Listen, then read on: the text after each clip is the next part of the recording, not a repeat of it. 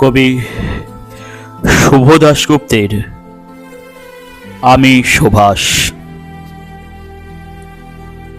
তোমার পাথরে দিয়েছি মালা, এত মালা এত ফুল, তুমি ঢাকা পড়ে গেছো।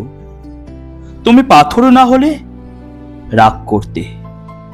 ৫৬ বছর আগের এক মধ্যরাতে এলগিন রোডের ৩ তলার ঘরে আলো জ্বলছিল।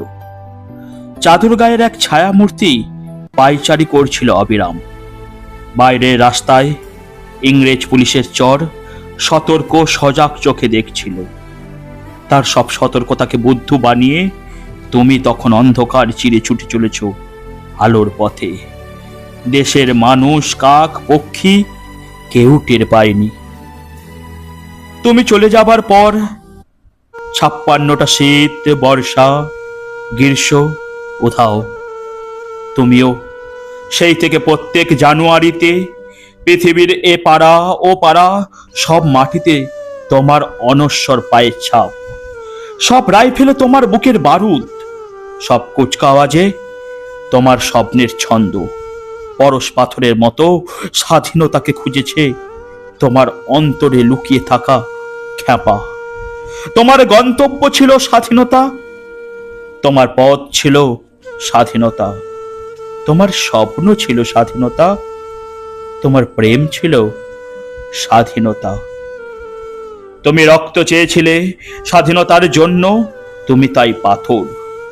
যারা স্বাধীনতার আড়ালে চেয়েছিল গদি, চেয়েছিল সিংহাসন, ইংরেজের ছেড়ে যা লুটের রাজ্যপাট, তারা রইল সুখে।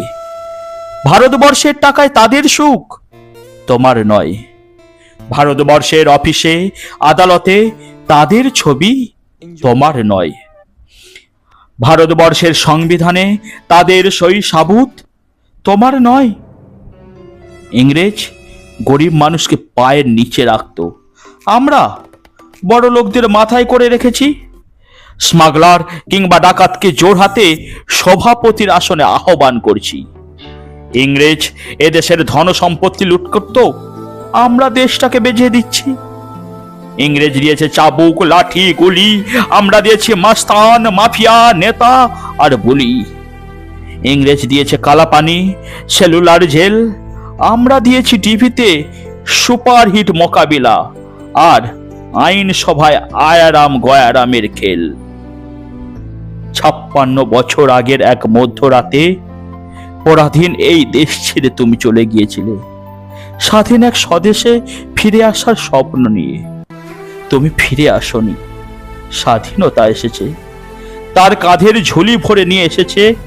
ভোট নামক রাষ্ট্রযোগ্য, গণতন্ত্র নামক চিরায়ত মৎস্য ন্যায়, প্রগতি নামক লোক ঠকানা স্ট্যাটিস্টিক্স, সংহতি নামক বিস্ফোরণের চুরমার, ঐতিহ্য নামক মন্দির মসজিদের ঝগড়া, আর সমুদ্র হিমাচল ভরিয়ে দেওয়া ভাষণ, ভাষণ আর ভাষণ।